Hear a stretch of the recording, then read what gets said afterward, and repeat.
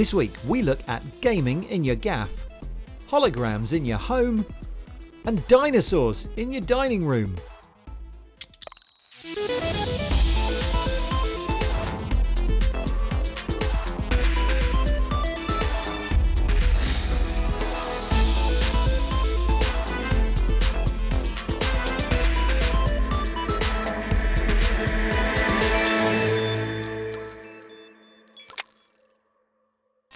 Hey, welcome to Click. Hope you're doing okay.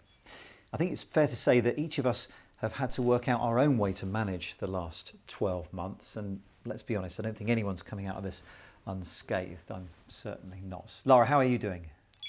I'm getting strangely used to this existence, which I think is probably worrying in itself. Yeah. But I am really looking forward to being able to see my mum and friends, even though you keep telling me that you're perfectly happy in your own company. Oh yeah, it's something I've learned actually.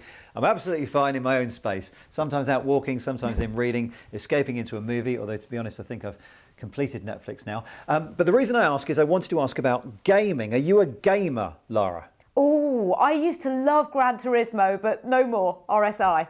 Seriously, so you're saying you played so much Gran Turismo you hurt your thumbs? You? I don't really want to talk any more about it because I don't want to point out any more negatives about gaming, because actually during the pandemic it's turned out there have been some real health benefits. Right, and that is my point. That's what Mark Chislak has been looking at this week. The idea that in these troubled times, gaming can actually be good for our mental health.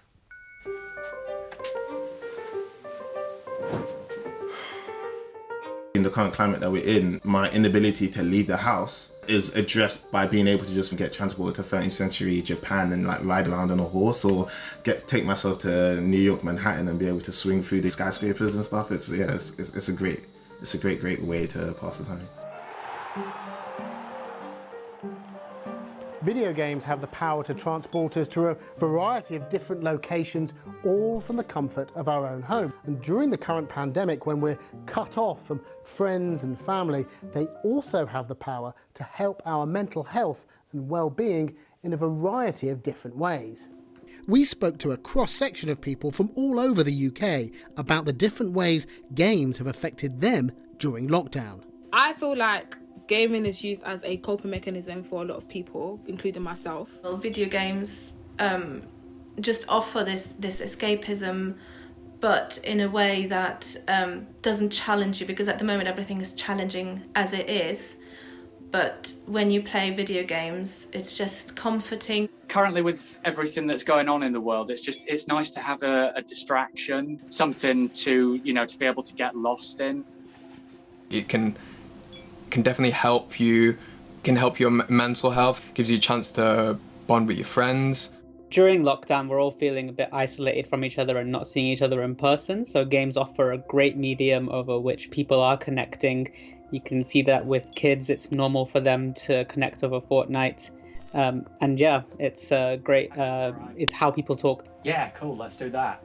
Amongst the people we spoke to, one particular title stands out as a lockdown favourite. Animal Crossing. Animal Crossing. Animal Crossing. Released on Nintendo Switch last year, Animal Crossing New Horizons allows players to perform gentle tasks while maintaining their own paradise island. One thing that's really great about Animal Crossing is that it's just a really relaxing game.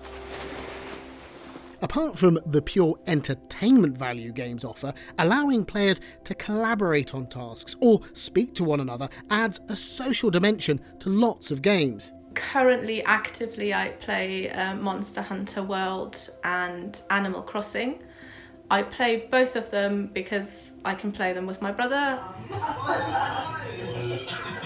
He lives in Germany and I live here. Yeah, us playing together has just been a little bit like a, I don't know, family day out. We just had a WhatsApp call and played Animal Crossing for hours and just talked about things, and we talked about his work and we talked about my work, but then mostly we just spend time virtually together. There is real science underpinning the study of people's gaming habits. Research at Oxford University has found that playing games can be beneficial to mental health. I think it's pretty clear that people think that playing video games is helpful for their mental health. I think that they're probably one of a lot of tools that we have available to us if we know how to play games and we connect to our friends through play. The Oxford study made use of 2 games, Plants vs Zombies, Battle for Neighbourville, and Chillfest Extraordinaire, Animal Crossing. Both of these games can capture data about the amount of time actually spent playing them. The study found that people who played more reported greater well-being.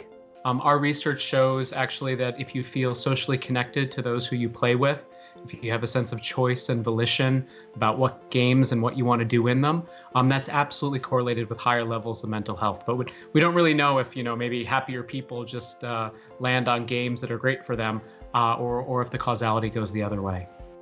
This research only made use of 2 suitable for all ages games, and studies around different titles might produce different results. But it's the first time real data about time spent playing has been combined with research into players' subjective well-being. But it's not just playing games themselves which is fostering a sense of community and helping with mental well-being. Hello and welcome to the Crashers Are Us Community Championship. I set up a league on Dirt Rally, or Dirt Rally 2.0, with a bunch of people that don't play racing games, to decide who was the worst racer out of the lot of us. Keep left of a 13. It's turned into a real community thing, and a lot of the people that take part say that it's the highlight of their week. Into 3 right long tightens. I live with depression and anxiety, and to a lesser degree agoraphobia, and just doing the streaming, sort of being forced in a way to do this streaming every week, has really helped to get me out of my shell and deal with a lot of the anxiety. Well done. But is it games in particular that are helping people through these tough times, and can they spend too long playing them? Obviously, you can spend too much time doing just about anything, even exercise. And so the question really becomes not how much are you playing a game, but why are you playing a game? So our research indicates that if you're playing a game because you feel like you want to, it's probably good for you. It's probably related to, it kind of fits nicely with the other parts of your life. But if you tell us that you're playing because you feel like you have to, out of a sense of compulsion, you actually aren't having much fun. You're doing it because you're kind of like a hamster in a wheel. And really it's the quality of engagement, not the quantity, that matters. While people have clearly been enjoying playing games during lockdown, the use of specially designed video games as therapeutic tools is being explored by healthcare professionals. US developers Akili Interactive have already created a game called Endeavour RX for use as part of ADHD treatment in children. It's intended to work alongside existing methods.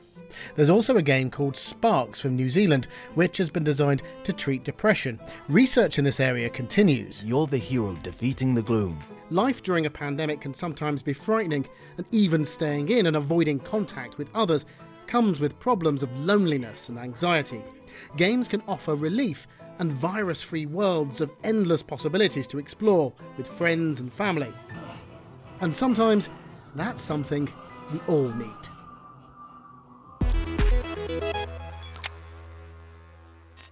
Hello and welcome to the Week in Tech. It was the week that Facebook lifted its ban on political advertising, which had been in place since the November US presidential election.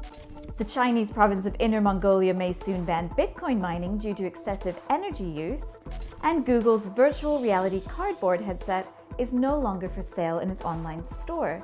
It was also the week that a Japanese billionaire launched a search for 8 lucky people to join him in space. Yusaku Maezawa is the first person to book a ticket on SpaceX's mission around the moon. And he also booked all the seats available on the flight.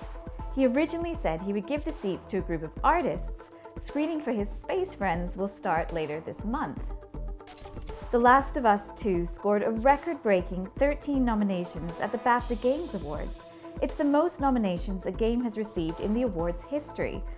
They will be held entirely online on the 25th of March. A team at MIT has developed tiny drones with the characteristics of insects. Weighing 0.6 grams, these machines are around the size of a bumblebee and designed to withstand collisions. And finally this week, we saw robots with sensors with skin-like characteristics doing some very delicate tasks. Here's one grasping an egg while it's being pulled away. The soft tactile sensor was developed by a team at City University of Hong Kong. The dexterous and gentle handling includes the ability of this robot to thread a needle with the sensor on its grip.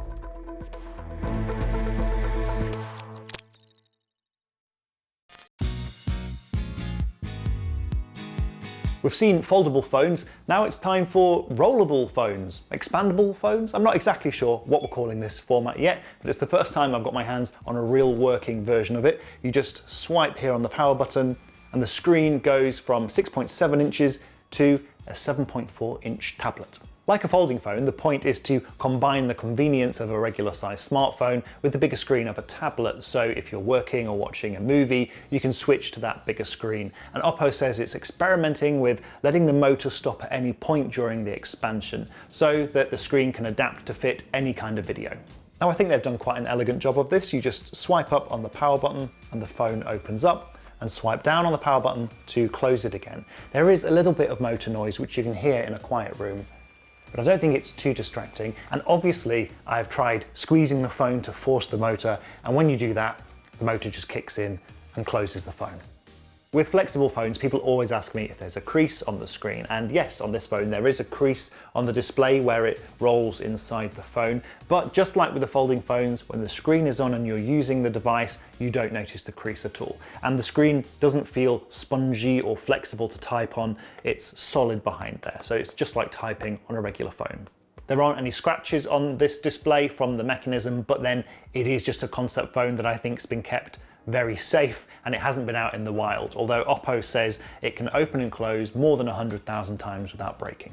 Now, because this is just a concept phone and isn't going on sale, some of the key questions about how this would affect battery life I can't answer at the moment. Other companies, including LG and TCL, have teased that they're working on a very similar rollable phone to this, although Oppo is the first company to get a working version in my hands. They say they developed this independently and have applied for lots of patents for the technology inside it. But they're not going to sell it, so I asked the company why they're showing it off. Oppo believes in only bringing products to the market when they meet a really strict product testing process, and at the moment we haven't pushed this device through that just yet. It's to show our innovation and our forward thinking into new technologies. It's always exciting to see new formats come to the market, whether it's foldable devices like the Huawei Mate X or something like Microsoft's Surface Duo, which is two screens hinged together. But they do typically also come with a hefty price tag, far in excess of £1,000. It may be that we don't see many of these out in the wild until the price shrinks. That was Chris Fox, and I love the idea of these rollout screens. Always have, but they're just taking so long to arrive. Maybe next year, maybe. Maybe, but in the meantime, I've got a bit of excitement for you. The kids are going back to school next week. Spencer, how are you feeling about it? I'm not saying a thing. I'm not saying a thing. Oh. Over the course of the past year, one of the benefits that we've seen is there has been a growth in virtual experiences, ways of being able to remotely visit museums or galleries. Yeah, and these places have done an absolutely brilliant job, no question. But I have to say, these virtual tours aren't quite as good as actually getting on a bus and going on a school trip in the real world, are they? Oh, you may say that, but how about a dinosaur coming to your living room? Well, I've been testing an app that does just that, with a little bit of help from none other than Sir David Attenborough. The Museum Alive app has been released as a continuation of David Attenborough's BAFTA-winning film of the same name. Using augmented reality, the app combines some of the newest production methods with some of the oldest stuff that we know about our planet, taking you on a trip to meet some prehistoric creatures and have a look at some natural history. This is Museum Alive. Smilodon, a great cat with immense saber-shaped teeth and much heavier. The detail is incredible when you zoom in.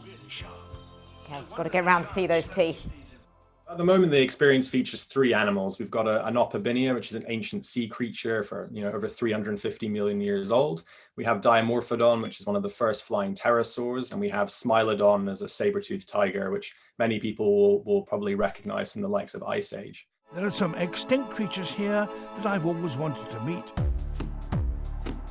The way you can zoom in and the detail is just incredible.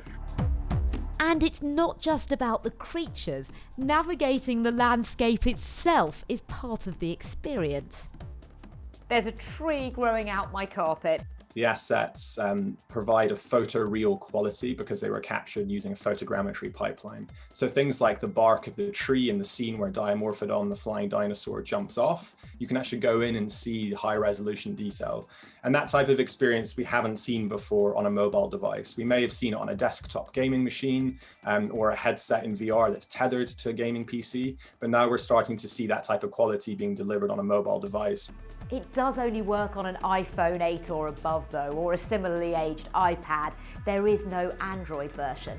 And at the moment there are only a few creatures to look at, but more are being created, including a not so dead dodo. And this is also a test bed for creating this sort of immersive content, both for iOS and for Android, to educate and to entertain using just that computer that you keep in your pocket. Oh wow, augmented reality is just coming on in leaps and bounds, isn't it? It reminded me of those 3D animals on Google, but wow, these images, especially close up, were quite something. Yeah, okay, well, I'm going to raise the bar and go past AR. Now, you've used Microsoft HoloLens, haven't you? Oh, I have. I had a bit of a career change and oversaw a building site using it. Yeah. Well, I got to meet NASA's Perseverance Mars rover before it even existed. It's an amazing bit of kit. And this week it was Omar's turn to put on the HoloLens, meet its creator, and talk about the new ways that we could be working together in the future. As we settle into 2021, we're going to be hearing a lot about augmented reality. Amongst others, Facebook is set to launch their smart glasses this year. They're even working with the company behind Ray-Bans, so they may even be something you'd consider wearing. Sorry, Google Glass. But since 2016, it's Microsoft who have been pushing forward with HoloLens across loads of areas, including design, engineering, and medicine. And this is the latest iteration of the device, 2019's HoloLens 2, a lighter, sleeker upgrade to the original. And it allows users to experience what is called mixed reality. But what is that? Well, it's sort of similar to augmented reality, except that instead of just overlaying virtual objects in front of you, you can actually interact with what you can see. And the assets are anchored in the real world. But Microsoft want to take things even further, and at their Ignite Digital conference, I'm about to hear about their new platform, which they say will change how we collaborate virtually. The largest mixed reality show ever created.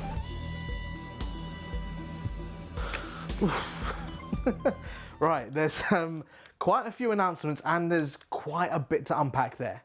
First up, the big announcement is around Microsoft Mesh, a new mixed reality platform that enables people to join and share the same experience wherever they are in the world.